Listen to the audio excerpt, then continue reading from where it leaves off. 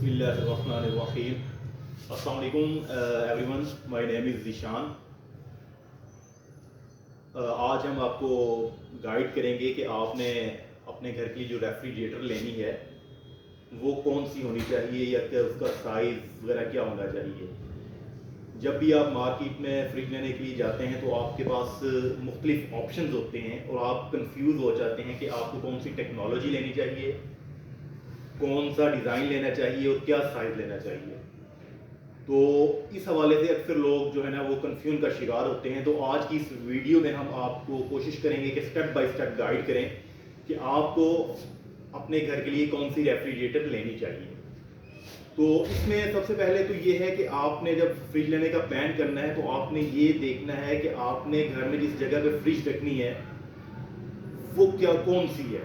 Mostly لوگ اس طرح کرتے ہیں کہ اپنے جو ریفریجریٹر کو کچن میں رکھتے ہیں, تو یا دوسرا آپشن یہ ہوتا ہے کہ اس کو ونڈو کے ساتھ رکھ لیتے ہیں کیونکہ چولہے کی ہیٹ بھی پہنچتی ہے, اور اگر آپ ونڈو کے ساتھ رکھتے ہیں تو باہر کی ہیٹ بھی اس کو پہنچے گی. تو نیو ریسرچ کے مطابق ایسا ہے کہ کہتے ہیں کہ اگر فریج کو 5 ڈگری سینٹی گریڈ سے زیادہ اگر ہیٹ پہنچے گی تو اس کی پرفارمنس جو ہے وہ لوز ہو جائے گی. اس حوالے سے آپ نے جب بھی فریج لینی ہے تو سب سے پہلے اس کی لوکیشن کو آپ نے منتخب کرنا ہے, اس کی ڈائمینشنز دیکھنی ہے, اس کی سراؤنڈنگز دیکھنی ہے. اس سے پہلے آپ نے یہ دیکھ لینا ہے کہ اس کی جو اسپیس ہے آپ کے پاس اس کی لینتھ کتنی ہے, وڈتھ کتنی ہے, اس کو ہائٹ کتنی ہے. کیونکہ موسٹلی لوگوں نے گھروں میں آپ کو پتا ہے کہ آج کل فال سیلنگ وغیرہ کا کام کروایا ہوتا ہے, جس کی وجہ سے آپ کا جو اگر ایسا نہ ہو کہ آپ 1 لاکھ کا پروڈکٹ لے آئیں گھر میں اور آگے پتا چل جس کی ہائٹ جو ہے نا وہ بالکل چھت کے ساتھ لگ رہی ہے.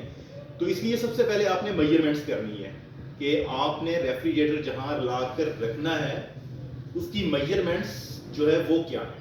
اس کے بعد آپ نے یہ دیکھنا ہے کہ آپ نے سائز کون سا لینا ہے, جو سب سے امپورٹنٹ چیز ہے.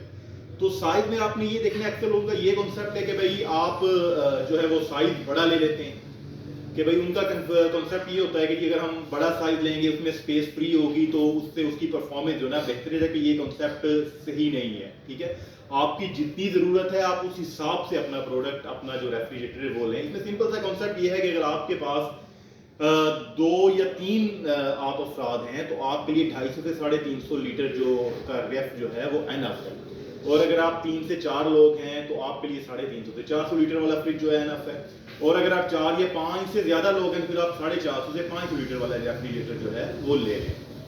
تو سائز جو ہے نا وہ اپنی فیملی کے حساب سے اپنی ضرورت کے حساب سے لیں. یہ نہ ہو کہ آپ کا ریفریجریٹر جو نا آپ کے ضرورت سے آپ بہت زیادہ بڑا لے لیں. تو اس چیز کو آپ نے لازمی مد نظر رکھیں. اور اس کے بعد ہر کوئی اس بات کے اوپر کنفیوز ہوتا ہے کہ ہمیں کون سا برانڈ لینا چاہیے. تو اس میں سمپل سا ایک رول آپ مد نظر رکھ لیں کہ برانڈ آپ مارکیٹ میں بہت سے ڈفرینٹ برانڈ اویلیبل ہیں. اس میں آپ کو آپ کا جو پروڈکٹ کنسلٹنٹ ہے آپ اس سے کانٹیکٹ کر سکتے ہیں کہ آپ کو کون سا ریفریجریٹر کس برانڈ میں لینا چاہیے.